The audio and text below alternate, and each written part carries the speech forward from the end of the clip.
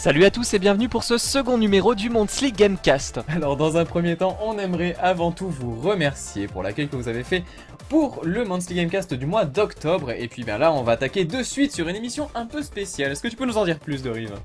Oui, on va attaquer avec du lourd. Vous n'êtes pas sans ignorer que ce mois-ci, c'est la sortie d'un titre tant attendu depuis des années par une grande communauté de joueurs. PC, console, tout le monde dans le même panier. On parle bien sûr de The Elder Scrolls V, Skyrim. Alors pour pouvoir vous parler un petit peu de ce jeu-là, eh bien on va faire notre émission bien évidemment en 4 parties. On commence tout de suite avec une partie qui va être une rétrospective de la saga des Elder Scrolls, plus une présentation de Skyrim. Effectivement, et puis on enchaînera comme d'habitude avec l'interview de notre invité, et ce mois-ci c'est Zelvac, le fondateur de Gear Network, qui sera reçu sur le plateau, et Zelvac qui est aussi un youtubeur de talent. Exactement, on enchaîne ensuite avec lui pour une partie musicale cette fois-ci, avec en fait une présentation de Jérémy Soul, qui est le tueur des temps modernes, le grand malade de la musique, et surtout un grand compositeur dont on va parler bien évidemment. Voilà, le compositeur bien sûr des musiques, des thèmes de la saga The Elder Scrolls. Et pour finir, on retrouvera le fameux Monthly Game Post, la réponse à vos questions.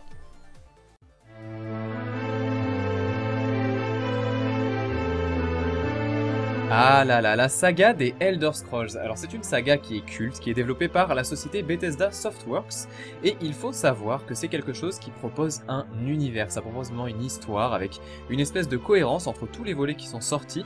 On a des créatures, on a des environnements qui sont magnifiques, une carte qui est toujours la même finalement, tout se passe dans le même univers, et en fait en faisant les jeux les uns après les autres, eh bien on en apprend de plus en plus. Alors toi Derive, est-ce que c'est une saga qui t'a marqué ? Ah mais carrément, carrément, moi je suis de toute façon un joueur PC de la première heure, et c'est des jeux qui ont marqué mon enfance, et des jeux qui tournaient déjà sur mes tout premiers PC. Alors ce qu'il faut savoir effectivement, c'est que le premier jeu, The Elder Scrolls Arena, il est sorti en 1994, il est sorti sur MS-DOS. Alors ça peut paraître super archaïque aujourd'hui, mais à l'époque ça tournait, hein, et bon, ça tournait auprès d'une petite communauté qui a quand même réussi à diffuser l'aura de ce jeu qui était juste énorme. Le système de jeu de toute façon est limite super proche de ce qu'on va retrouver aujourd'hui dans Skyrim, donc comme tu l'as dit, on est dans le même univers, on a toujours le même folklore autour d'Oblivion, et c'est ce qui fait aussi le charme de la série. Et ce qu'il faut savoir sur Arena, c'est que c'est un jeu avec une map immense. Théoriquement, la map faisait plus de 10 millions de kilomètres carrés. Oui, vous m'avez bien entendu, 10 millions de kilomètres carrés, ce qui fait que il est considéré aujourd'hui comme, je crois, le second jeu le plus vaste du monde, après Frontier Elite 2. Donc pour un jeu sorti en 94, c'est une prouesse. Ce qui est quand même assez impressionnant, c'est vrai, c'est que quand même c'est un jeu qui est assez vieux, et pourtant on a encore le record. Alors on peut aussi noter quand même que c'est un jeu qui est certes très bon, mais qui n'a pas été très médiatisé à l'époque, et finalement, moi, je sais que le souvenir que j'en ai, c'est que c'est un jeu qui a fait un peu la façon de Super Metroid en fait, son estime et surtout son succès par le bouche à oreille. C'est les joueurs qui entre eux ont parlé de Arena et ont permis en fait à Bethesda de vraiment se développer, de grandir un petit peu, et de proposer en 1996 un deuxième volet qui s'appelle Daggerfall, qui est un jeu aussi qui a été d'une grande qualité. Et comme tu l'as dit, on garde un peu les mêmes systèmes, on continue, on prend les mêmes, on recommence, sauf qu'on améliore quelques petites choses par-ci par-là. Et finalement, il faudra attendre ce 2002 pour avoir sur Xbox et sur PC The Elder Scrolls 3 Morrowind. Alors Morrowind, je pense que c'est un jeu que t'as torché en large en travers, non ? Ah, complètement, complètement. Alors, c'est vrai que les joueurs, aujourd'hui, quand on parle de la saga Elder Scrolls à des joueurs, ils nous parlent surtout à partir de Morrowind, justement. Morrowind, Oblivion, et peut-être dans les années à venir on nous parlera de Skyrim, on verra. Mais donc les deux premiers effectivement sont un petit peu aujourd'hui désuets, parce que c'est vrai que ça donne pas envie d'y retourner, les graphismes sont très sommaires, mais bon, ils ont quand même leur charme, et je vous invite à les faire si un jour vous avez le temps, parce que c'est des jeux qui prennent énormément de temps à faire. Après, bien sûr, les souvenirs de gamer, les vrais souvenirs de gamer arrivent sur le troisième volet, donc Morrowind, qui lui aussi se base dans l'univers de Tamriel, qui est l'univers de la saga, et son originalité à ce jeu, c'est que pour une première fois en fait, on avait une énorme liberté d'action. C'était un jeu d'exploration avant tout. En fait, on n'avait pas vraiment d'objectif dans le jeu, on se fixait nous-mêmes notre objectif, on allait où on voulait, et c'est en fonction des endroits qu'on visitait que les quêtes vraiment allaient s'offrir à nous. Donc ça change vraiment, parce que on a tendance aujourd'hui à critiquer les jeux couloirs, ben là on n'y était pas du tout. Et moi je me souviens, j'ai passé des heures et des heures entière à explorer le territoire, et j'ai fini le jeu vraiment sans fil conducteur. Je suis allé à droite, à gauche, en haut, en bas, dans les montagnes, dans les grottes, dans les forêts, et ça m'a permis de le découvrir vraiment de A à Z et sous toutes ses coutures.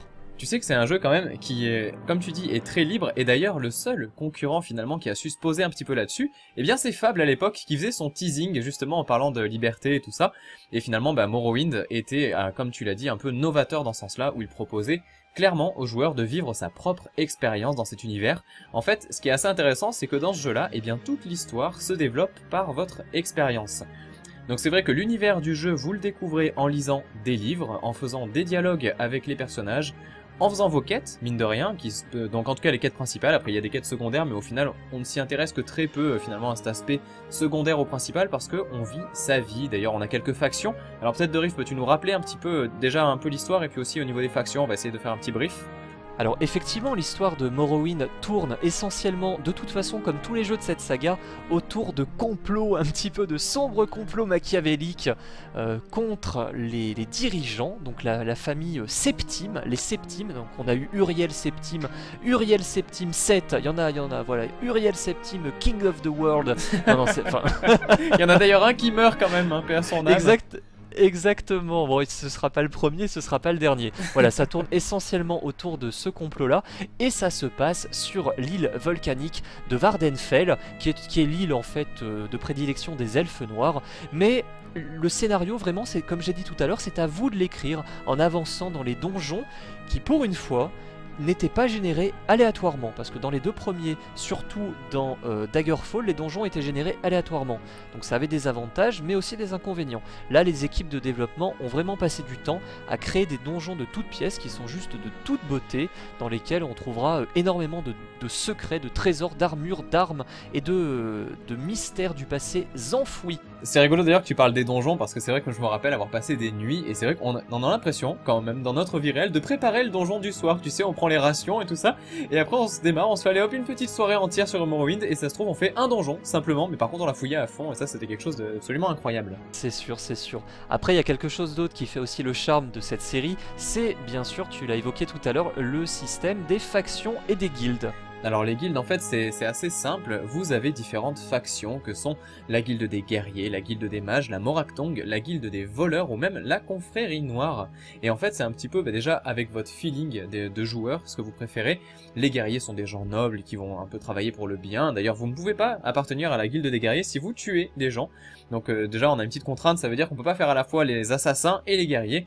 Pour les mages, c'est un petit peu la même chose aussi. Enfin bref, ça correspond aussi à votre façon de jouer, à votre philosophie, parce que même lorsque vous arrivez dans une guilde, le dialogue qui vous en est fait, eh bien, il va vous inciter ou non à rejoindre pour pouvoir faire les quêtes, en gros, qui vont vous amener divers avantages, donc déjà au niveau financier, et puis aussi au niveau des capacités et tout ça, donc un truc quand même très intéressant. Et justement, Atomium, tu fais super bien de parler de l'aspect philosophique, l'aspect moral du jeu qui est super important. Et moi, je considère clairement ces jeux-là comme des précurseurs en fait dans le domaine du RPG occidental, parce qu'il faut savoir que dans Oblivion, vous avez des points de compétences à répartir où bon vous semble. Vous pouvez vous créer votre classe, vraiment mettre des points, vous pouvez faire un voleur magicien si vous le voulez, il n'y a pas de souci. D'ailleurs, ce sera ça aussi dans Skyrim, on y reviendra. Et vous avez aussi des points de compétences dans des compétences sociales qui vous permettent d'interagir avec des PNJ. Et les PNJ sont super importants dans The Elder Scrolls parce que les villes en sont peuplées. Chacun va vous donner son petit lot de quêtes ou son petit lot d'informations que vous allez devoir puiser ou non, hein. Vous faites absolument ce que vous voulez. Si vous voulez parler avec personne, vous le faites. Si vous voulez devenir super bavard, vous le faites aussi. Et c'est super intéressant parce qu'au final, tout ça révèle une espèce d'énorme énigme qui se base en fait sur l'univers The Elder Scrolls, et une énigme, ma foi, toujours un petit peu teintée d'immoralité. C'est aussi ce qui fait le charme du jeu, c'est que les quêtes sont pas trop tranchées entre le bon et le mauvais, on est vraiment entre deux très souvent, et on retrouve ça bien sûr dans le choix des guildes, avec notamment par exemple la guilde des assassins.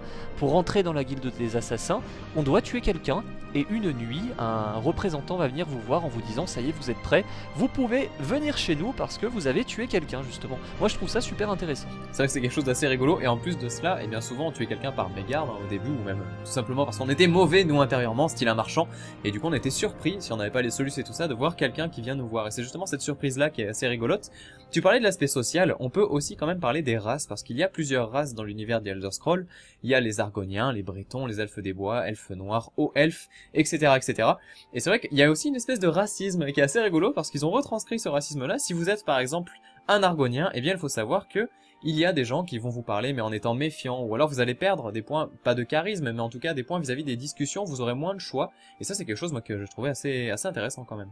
C'est super intéressant, et tout ça va se répercuter sur une roue de dialogue en fait, que l'on retrouvera bien sûr dans beaucoup de jeux, beaucoup de RPG occidentaux ces derniers temps, notamment dans Mass Effect, qui reprend ce système-là, avec des penchants en fait, un côté plutôt cynique, un côté plutôt convaincu, plutôt roublard, plutôt menteur. Et tout ça c'est super intéressant parce qu'en fonction de ce que vous allez répondre, les gens vont, et ça se voit sur leur visage, les gens sourient. On retrouvait ça notamment dans Oblivion, où les gens par exemple avaient des expressions faciales qui étaient certes pas super bien retranscrites parce que effectivement, Bethesda a un problème avec la modélisation des visages depuis quelques années maintenant.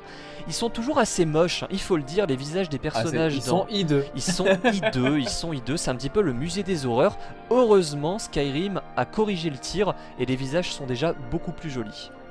Moi j'attends de voir les femmes, parce que c'est vrai que les femmes dans les Elder Scrolls, vraiment elles sont d'une mocheté. Effectivement. C'est effrayant. Effectivement. Surtout les rouges gardes femmes qui sont horribles. Alors bon, pas de racisme, hein. Non mais c'est vrai qu'elles sont absolument ignobles. Bon voilà, on espère que ça soit amélioré.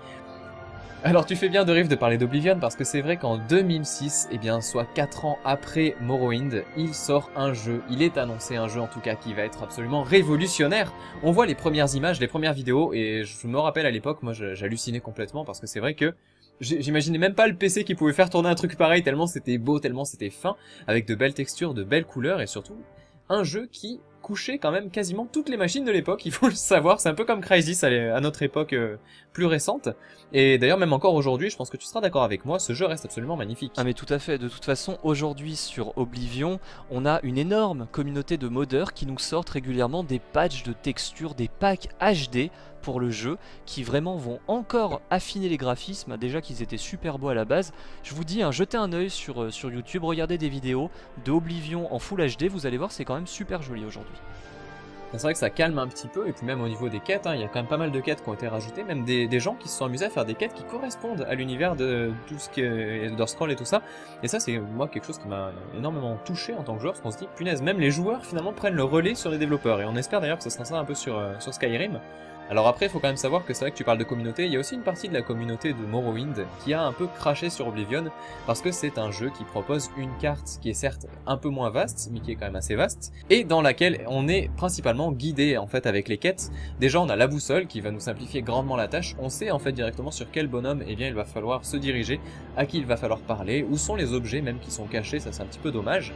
Et en plus de cela, eh bien, on a un téléport en fait, on peut se téléporter quand on veut sur n'importe quelle ville que l'on a déjà découvert. Voilà, donc c'est vrai que ça a un petit peu, entre guillemets, tué le côté admiratif, le côté exploration du jeu, même si, bon, il faut quand même avouer que le jeu était bon, hein. Attention, hein, Oblivion est un excellent jeu, parce que tout ça c'est largement rattrapé par justement la force du scénario, la richesse des interactions, les guildes qui sont super importantes dans Oblivion. Je pense qu'on peut finir le jeu sans faire partie d'une guilde, mais on perd 40% de l'intérêt du jeu selon moi. Alors autre chose aussi qui a fait quand même un petit peu pleurer de joie les joueurs, hein, c'était en plus des graphismes l'univers qui rappelait tout ce qui est épique. Moi je me rappelle étant joueur j'avais halluciné quand je voyais pour la première fois la porte d'Oblivion. Tu sais ça faisait un petit peu l'œil de Sauron en fait avec les flammes là, c'était... La première porte d'Oblivion, je ne sais pas si tu t'en souviens Atomium, mais dans le village en feu avec le château où les gens sont réfugiés dans une église, c'est vraiment la toute première qu'on explore, et on se retrouve dans ce monde là avec deux soldats qui sont blessés, qui veulent s'y enfuir, et toi tu rentres dedans, tu les aides, ils t'accompagnent. C'était épique, c'était vraiment épique.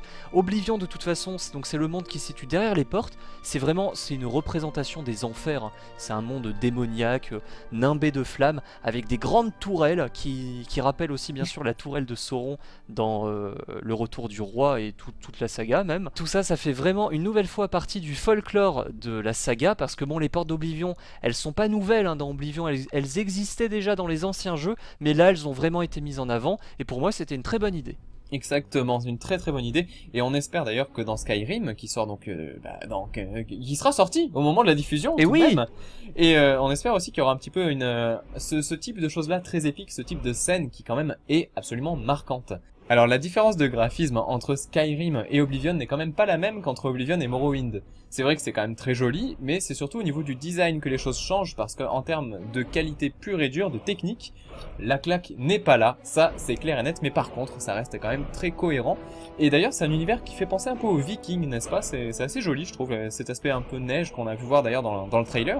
ouais, tout à fait, tout à fait. De toute façon, ce qu'il faut savoir, c'est que Skyrim se passe dans la province nord de Tamriel. Donc, qui dit nord dit on se les pèle, il y a de la neige, il Neige fait et froid. mammouth. Et voilà, donc tout ça, le souhait des développeurs, ça a été vraiment d'explorer ce côté-là, le côté barbare en fait, vraiment le côté nordique, le côté viking, comme tu l'as dit. Et dès le début du jeu, hein, vous avez vu dans les trailers, on a un casque à cornes, on a vraiment la carrure d'un barbare. On est vraiment, sachant que bien sûr, on pourra choisir son personnage, hein, comme toujours, création de personnage assez poussée avec les talents et tout. On pourra faire une femme aussi, une barbare, et on va se retrouver dans cet univers. Alors qu'est-ce qui va se passer en gros dans ce Skyrim qu'on pourrait aussi appeler bord de ciel, hein. En francophone c'est pas très beau, enfin quoi que si, ça, oh, ça a son charme quand même, bord de ciel Atomium, c'est le nom, hein, ça veut dire Skyrim en francophone. Et cette province, elle a sombré dans la guerre civile depuis l'assassinat de son roi. Et il y a une ancienne prophétie qui dit que le dieu Alduin va s'incarner en dragon, un espèce d'immense dragon gigantesque qui va s'apprêter à détruire le monde. Donc on se retrouve dans la peau du dernier des Dovahkiin, ce qui veut dire né des dragons, donc vraiment on est un descendant des dragons, et c'est à nous, joueurs, d'aller arrêter ce gros dragon de façon à sauver Skyrim, tout simplement. Et d'ailleurs, c'est vrai que la scène qui nous est montrée dans le trailer est absolument épique, hein. C'est un truc qu'on attendait depuis un petit moment. Et surtout, la marque, un peu la tout pub qu'il y a eu, c'était le retour des dragons dans la série des Elder Scrolls. Et donc quelque chose qui fait quand même plaisir. C'est un truc qui a été demandé par les fans d'ailleurs. Ah, complètement. Sachant qu'en plus, le fait de terrasser un dragon dans le jeu va vous accorder des points particuliers que l'on va pouvoir en fait répartir dans des compétences spéciales. Ça c'est super intéressant et ça rend justement le combat contre les dragons super épique. Enfin du moins on l'espère. J'espère que les combats contre les dragons seront épiques au possible. Non, mais je connais ta foi en Elder Scrolls. Allez, crois-y, ça va être épique. Ah là là. Écoutez, en tout cas, cette série est une série, vous l'avez compris, qui a marqué les joueurs, qui nous a marqué. On espère vraiment que ce nouveau Skyrim sera d'une grande qualité. En tout cas, vous en avez au moins une petite présentation, vous savez un peu d'où vient finalement ce jeu si vous ne connaissiez pas avant. Et donc on enchaîne sur notre interview de Alexandre Calvez. Alors on se retrouve maintenant pour notre interview avec notre cher invité qui est monsieur Zelvac. Zelvac dont vous avez sûrement entendu parler. Bonjour Zelvac. Bonjour. Comment vas-tu? Eh bien, bien et vous deux? Écoute, fort bien, fort bien. Très bien, très bien. Alors Zelvac, des Oui, tu peux petites m'appeler Alexandre. précisions. On peut t'appeler Alexandre, on va t'appeler Alexandre même. Allez, soyons dingues, on va t'appeler Alexandre, tout le long sera beaucoup plus simple, ou Alex pour les intimes, bien entendu. Exactement. J'ai envie de commencer et j'ai envie de te demander déjà de te présenter pour les rares personnes, il y en a 2-3 là je les vois autour, qui ne te connaissent pas. Si tu peux te présenter un petit peu, qui es-tu, que fais-tu, où vas-tu? Bah écoutez, je suis Alexandre Calvez, ou Zelvac sur le net. Donc je suis un jeune étudiant et un jeune web entrepreneur qui réalise actuellement un petit projet sur internet, ainsi que des vidéos sur des plateformes telles que YouTube. Petit projet, n'exagérons rien. Alors nous ne sommes pas sans savoir et je pense que beaucoup te connaissent par là. Tu es le fondateur de Gear Network. Alors peut-être, est-ce que tu peux nous parler un petit peu, nous dire ce que c'est que ce fameux Gear Network? Alors oui, Gear Network, c'est tout simplement une plateforme de diffusion d'émissions de qualité autour du jeu vidéo. Alors tu parles de qualité, qu'est-ce que tu entends en fait par qualité pour toi? Enfin, quels sont les critères en gros pour avoir ces vidéos sur Gear Network finalement, vu que c'est une plateforme? Alors oui, qualité, car tout le monde ne peut pas venir mettre ses vidéos, ses émissions sur la plateforme, tout simplement parce que nous effectuons un petit tri qui permet de ne garder que les émissions les plus originales, disponibles en HD quand c'est possible, également des personnes mûres, matures, qui savent parler français puisque c'est une plateforme francophone. Et donc voilà, c'est globalement tout ça. Après, il y a quelques autres critères, mais qu'ils ne méritent pas pour le moment d'être détaillés. Donc quand tu dis nous, Alex, vous êtes combien sur le projet? Je suis effectivement accompagné de deux magnifiques personnes qui sont chargées du développement de la plateforme. Donc, il s'agit de Romain Liotto, alias Roro Electro, et de Guillaume Lafrancesina, alias Harry Lafranc, sur le web, hein, justement. Deux magnifiques personnes qui m'aident justement pour le développement de la plateforme, qui connaissent très très très bien les nouveaux langages ainsi que les vieux langages du web, CSS, HTML, Java, jQuery, etc., etc., etc. D'accord, alors nous, enfin, on va pas le cacher, c'est assez officiel je pense pour tout le monde, on a été invité un peu sur cette plateforme, donc on t'en remercie déjà d'une part. Et est-ce que tu peux peut-être révéler un peu au final qui va finalement participer un petit peu à la vie de Gear Network, qui c'est qui va diffuser dans les gens qui sont assez connus sur internet? Alors, qui va diffuser?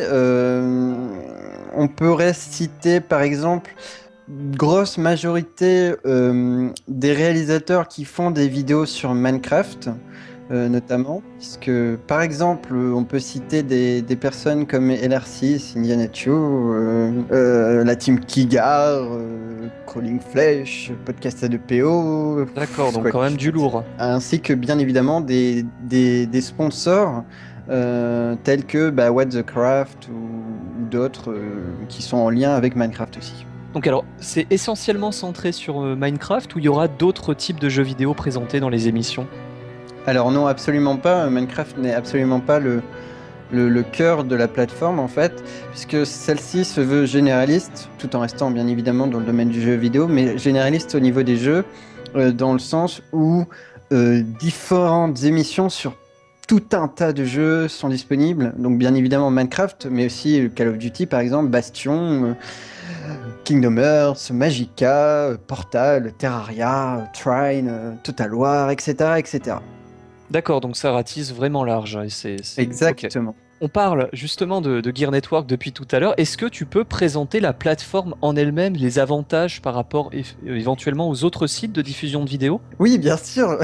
Quels sont les avantages par rapport aux autres plateformes de diffusion de vidéos? C'est tout simplement sa spécialisation, puisqu'elle est dédiée donc aux jeux vidéo, et puisqu'elle regroupe tout un tas de fonctionnalités justement qui ne sont pas forcément sur les autres plateformes de jeux de vidéo, puisque certaines sont spécialisées dans l'hébergement, d'autres dans la diffusion de live par exemple. D'autres plateformes qui sont généralistes servent de lien entre guillemets entre les fans et les réalisateurs, donc par exemple les réseaux sociaux comme Facebook et Twitter.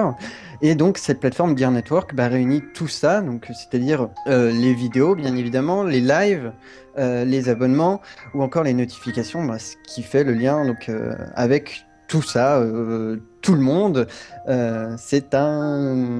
C'est une super machine, voilà, tout simplement, qui réunit tout en un seul lieu et qui facilite la vie de tout le monde, voilà. C'est vrai que c'est quand même bien pratique, on a eu nous l'occasion de l'essayer un petit peu pendant la bêta, hein, donc pendant que je parle, vous voyez d'ailleurs des images en fait de nos pages, à tous les deux. Et c'est vrai que même visuellement quand même on peut dire que c'est un site qui claque, hein. Vous avez bien réussi votre boulot là, Alex, avec ce truc là. Alors, on parle de Gear Network, mais tu as aussi des activités personnelles sur YouTube. Donc, par exemple, on peut penser à Fallen Kingdoms, qui est un jeu que tu as créé sur Minecraft avec Indiana Chu, il me semble. Est-ce que tu peux peut-être rapidement présenter la série et donc un petit peu dire ce qu'il en est? Oui, donc Fallen Kingdom, qu'est-ce que c'est? C'est une nouvelle petite série sur Minecraft qui est sortie il n'y a pas très longtemps et qui a pour concept en fait quelque chose d'assez novateur qui ne l'est plus d'ailleurs maintenant. Le principe, c'est tout simplement une espèce de jeu où deux équipes s'affrontent pour gagner, voilà, pour gagner tout simplement en fait dans Minecraft. Pour la fierté et l'honneur. L'interville du Minecraft en fait. Et Peut-être pas quand même, exactement. parce qu'il n'y a pas d'épreuve. Hein. Et il n'y a pas de vachette aussi, je crois. Il n'y a pas de vachette non plus. C'est des coups de Exactement. vache, mais il n'y a pas de vachette. Tu fais aussi quelques vidéos en solo, apparemment. Enfin, on t'a vu dernièrement sur Voxatron. un jeu indépendant qui s'annonce assez sympathique, qui est toujours en développement, qui est en alpha, il me semble, et qui est disponible auprès du public. Est-ce que tu peux en parler? Est-ce que tu as d'autres projets en solo sur YouTube et sur Gear Network, bien sûr? Alors, Voxatron, oui, c'est un jeu que j'ai découvert récemment grâce à l'Humble Bundle, que je prononce très bien. Donc, je l'ai acheté via cette plateforme. D'autant plus que c'est un jeu disponible sur Mac et que je suis sur Mac. Donc, les jeux bien et disponibles sur Mac, c'est parfois rare. Et donc, ce jeu, je l'ai beaucoup aimé par son principe et par aussi sa créativité, puisqu'il y a la possibilité de créer des niveaux. Et donc, j'aime beaucoup ça. Et je me suis lancé dans une petite série de découvertes pour présenter aux gens tout simplement le jeu qui est encore, à l'heure actuelle, en version alpha. Alors, j'ai pas répondu à la deuxième partie de la question, qui est est-ce que j'ai d'autres projets? Alors, oui, pas sur YouTube, puisque par exemple, toutes les séries que je fais actuellement, où j'en suis le plein maître possesseur de mes moyens, c'est-à-dire par exemple cette série sur Voxatron, passeront sur Gear Network. Donc tous mes projets à l'heure actuelle sont sur Gear Network et ne seront plus à la sortie de la plateforme disponibles sur YouTube. Après, j'ai bien évidemment des projets, mais ils sont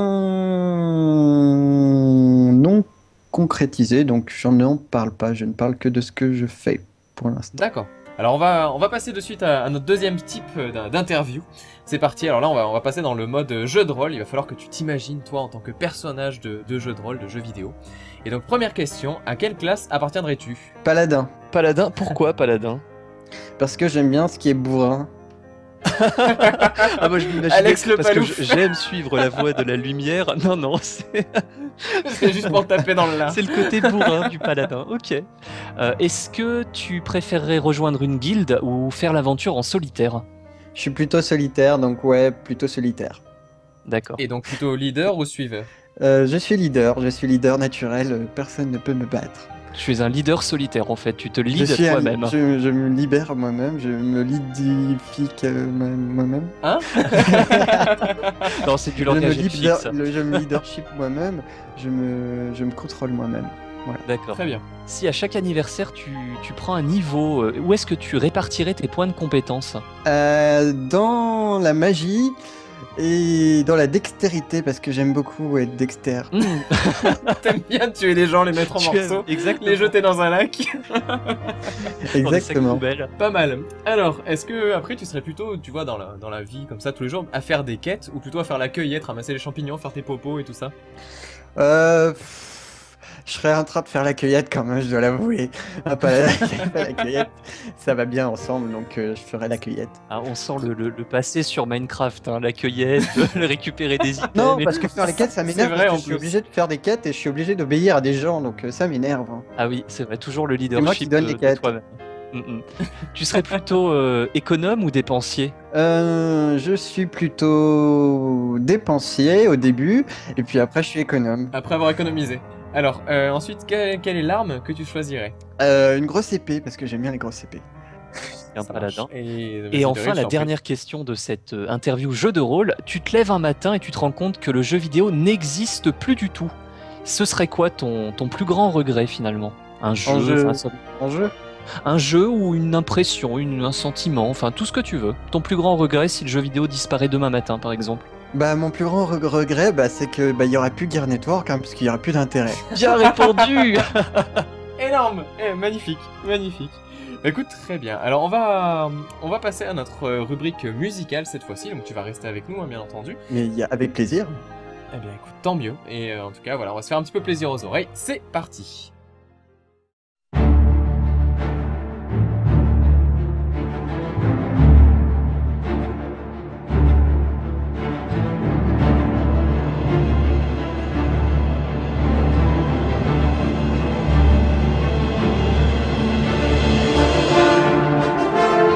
Ah, la saga Elder Scrolls. Alors si elle a brillé bien évidemment pour son côté RPG, pour son côté aventure, elle est aussi rentrée dans les mœurs pour ses musiques quasi légendaires aujourd'hui. Hein. Tous les amateurs de RPG les connaissent, ou du moins les reconnaissent lorsqu'ils les entendent. Et ce qu'il faut savoir, c'est que les premières musiques de Elder Scrolls, donc des 2 premiers jeux, Daggerfall, enfin Arena et Daggerfall, ont été composés par un certain Eric Eberling. Alors il nous a fait des thèmes assez connus, hein, comme celui-ci par exemple.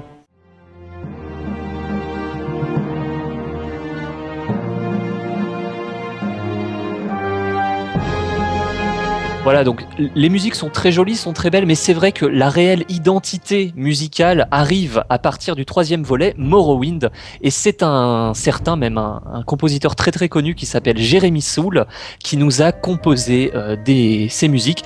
Et ce Jeremy Soule, alors il avait de la bouteille, hein, parce que il avait déjà travaillé sur des jeux tels que Baldur's Gate Dark Alliance en 2001 et Secret of Evermore en 1995, des titres très connus. Et voilà, c'est vraiment quelqu'un qui a l'habitude de travailler, qui avait l'habitude de travailler sur les RPG, et notamment sur les RPG à l'ambiance médiévale fantastique. Alors d'ailleurs, il y a un truc qui est quand même assez rigolo aussi, c'est que finalement, après ça, eh ben, il s'est lancé hein, quand même pour vraiment pouvoir faire sur tout plein de jeux, des grands jeux. Il a pu faire plein de musique. Alors peut-être que tu les connais, Alex. Il a fait par exemple la musique des Guild Wars, donc c'est le jeu MMORPG très connu. Oui. Il a aussi fait donc évidemment les Elder Scrolls, il a fait Dawn of War, alors ça c'était un truc hallucinant. Oui, du lourd quoi. Ouais, des trucs très bons. Star Wars Knight of the Old Republic, donc le RPG qui est vraiment génial, que je vous invite à tester hein, sur PC, qui est vraiment génial.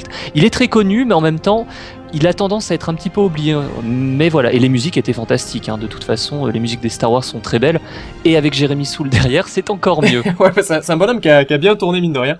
Et du coup, c'est vrai que là, on a eu par exemple dans le trailer de Skyrim, une musique qui accompagnait, qui est absolument mythique. Et d'ailleurs, je vous propose qu'on l'écoute aussi, hein, si ça vous branche. C'est parti. Allez, c'est parti.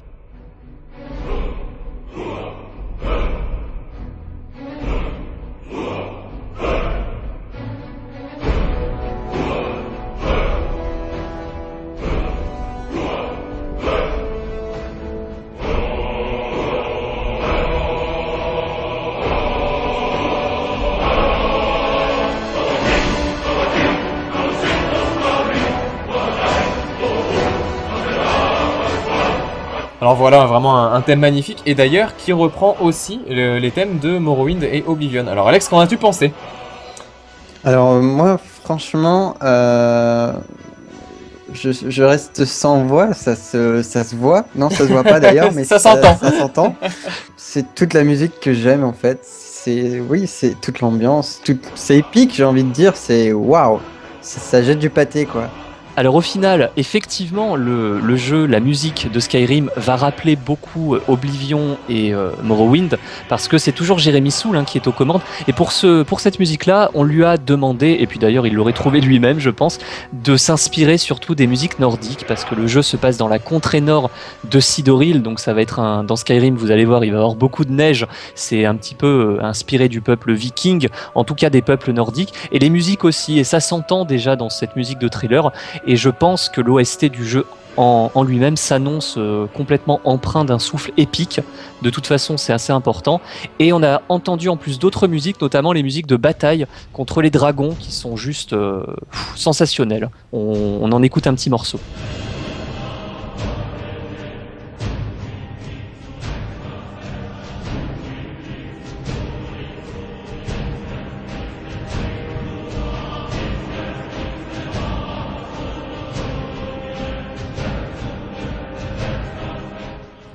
Alors c'est vrai que ça claque, hein. De toute façon Alex l'a dit tout à l'heure, il a dit le mot juste, c'est que c'est simplement épique en fait, ça rappelle même un petit peu le Seigneur des Anneaux et tout ça.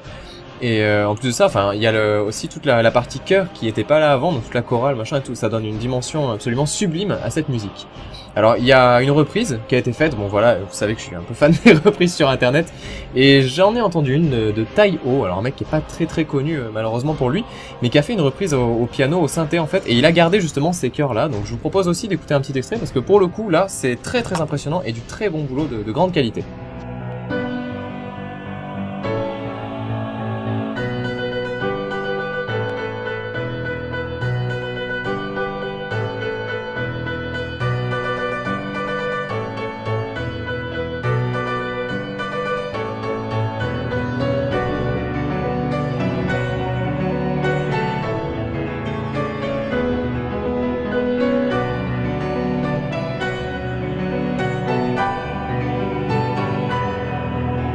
Alors voilà, c'était une musique que je voulais quand même un peu partager avec vous. J'espère qu'elle vous a plu. Ça vous a plu, Alex de Rive? Énormément, énormément. De toute façon, la musique est tellement épique. Là, le piano, enfin sa technique est très bonne, je pense.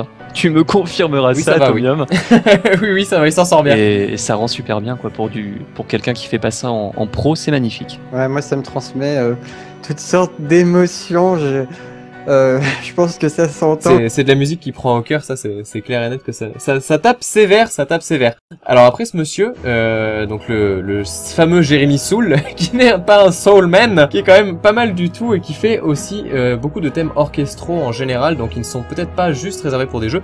Il a notamment un album en fait qu'il a appelé tout simplement Jérémy Soul Soundtrack, donc en gros c'est un peu son best-of de tout ce qu'il a fait, où il y a d'ailleurs quelques reprises des Guild Wars qui sont absolument exceptionnelles. Et puis allez hop, pendant qu'on parle, eh bien on va écouter quelques petites compositions de ce Jérémy Soul, donc on va les mettre en fond, et on va enchaîner sur une petite question pour Alex, musicale cette fois-ci. Est-ce qu'il y a, toi, des musiques de jeux qui t'ont marqué, tout simplement, que tu as vraiment adoré et qui t'ont un peu guidé dans ton enfance musicale? Alors oui, il y a une musique qui me plaît particulièrement et qui m'a laissé des souvenirs. C'est notamment celle de l'introduction d'un jeu auquel j'ai beaucoup joué à l'époque où j'étais sur PC, donc ça ne remonte pas à tant d'années que ça, mais enfin bon, il s'agit de l'introduction de Civilization 4, je ne sais pas si vous connaissez. Bah, tu fais bien d'en parler, Alex, parce que c'est vrai que cette chanson, je crois qu'elle a reçu un Grammy Awards dans une catégorie qui était même pas en plus décernée autour des jeux vidéo, un truc genre meilleure composition instrumentale. Elle s'appelle Baba Yetu, la musique d'introduction de Civ 4, et elle a été composée par un mec qui se prénomme Christopher Tin, et voilà, et c'est une chanson qui a vraiment vraiment marqué son temps, et l'intro est juste magnifique. Je propose d'ailleurs qu'on en regarde un petit morceau, tellement c'est épique.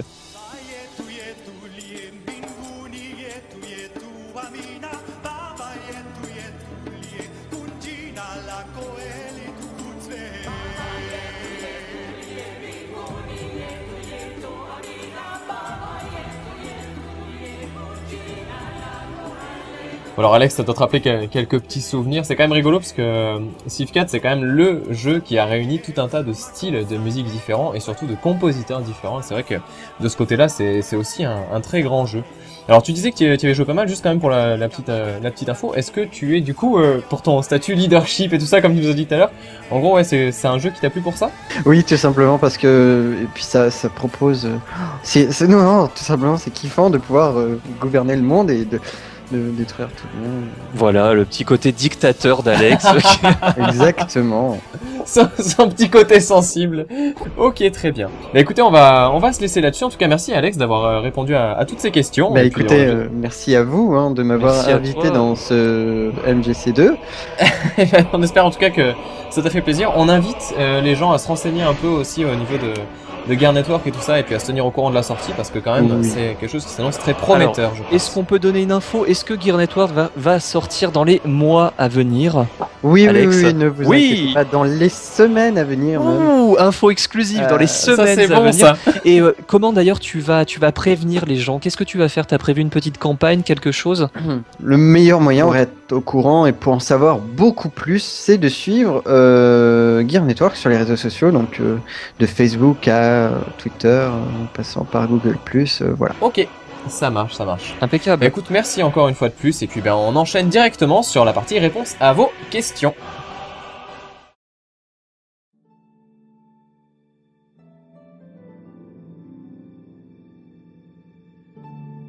Et c'est parti pour le Monthly Game Post. Alors tous les mois nous allons sélectionner vos questions les plus drôles, les plus inattendues, les plus pertinentes.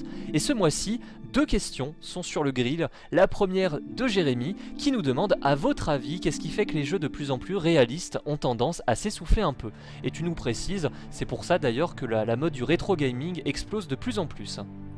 Alors Jérémy, j'aimerais te répondre déjà une petite chose, c'est que ça ne s'essouffle pas forcément, d'ailleurs la preuve en est, Battlefield 3 a quand même fait toute sa promo et a proposé un argument de vente qui était d'ailleurs ses graphismes, donc c'est vrai que ça marche encore un petit peu. Après ce qui est vrai c'est qu'on est quand même pas mal submergé par tous ces jeux réalistes, et finalement ce qui se démarque le plus actuellement, eh bien c'est les jeux qui proposent un design très particulier. Alors on pense bien évidemment aux jeux indépendants dont on a déjà maintes fois parlé, évidemment le rétro gaming effectivement qui remonte un petit peu parce que les gens commencent à se lasser acheter comme tu dis, et c'est vrai qu'il y a aussi dans le rétro gaming des jeux qui sont un peu uniques et qui proposent des choses qui n'existent plus maintenant. Donc je pense que c'est plus une question de feeling finalement, et c'est vrai que chaque joueur va un peu chercher ce qui lui plaît, et il en faut pour tous les goûts comme toujours. Alors ça ne s'essouffle pas, c'est pas non plus effectivement le gros enjeu actuel des jeux, et les jeux ne cherchent pas à être forcément réalistes, il en faut pour tout le monde. Et moi je pourrais rajouter que peut-être on a atteint avec les générations de consoles et puis surtout les PC une espèce de palier au niveau de la technique, et qu'aujourd'hui les développeurs ont tendance à se tourner sans doute vers des graphismes un petit peu plus limite désuets, mais qui vraiment se focalisent sur le gameplay avant tout. Je suis entièrement d'accord avec toi, d'ailleurs le jeu Skyrim que l'on a proposé ce mois-ci est clairement aussi un exemple de réalisme qu'on cherche à atteindre le plus possible pour avoir aussi une cohérence d'un univers et tous ces trucs-là. Alors on enchaîne de suite sur la deuxième question de Destiny X Game qui nous demande qu'est-ce qui pousse les gens à acheter des jeux vidéo. Écoute Destiny, moi j'ai envie de te répondre avec un concept freudien, le concept de la poussée herculéenne appliquée au cortex gauche du cerveau. Alors c'est à la fois biologique, psychologique, c'est-à-dire que lorsque tu as une impulsion d'achat, c'est avant tout une impulsion électromagnétique dans le cerveau qui se transforme petit à petit en motivation, du latin crimea, qui signifie motivation, bien évidemment, comme tout le monde le sait. Et puis en 17 points très particuliers, on a des impulsions électromagnétiques qui viennent vraiment façonner ton cortex droit, qui suscite une pulsion d'achat. Bien sûr, on n'oublie pas tout ce qui est mythologie herculéenne, ça j'en ai parlé, mais aussi bien sûr une certaine forme de kantisme dans l'achat du... Non, j'arrête. Non, c'est pas une réponse convenable. Non, c'est une question super difficile que tu nous poses, Destiny, parce qu'au final, qu'est-ce qui pousse les gens à acheter un jeu vidéo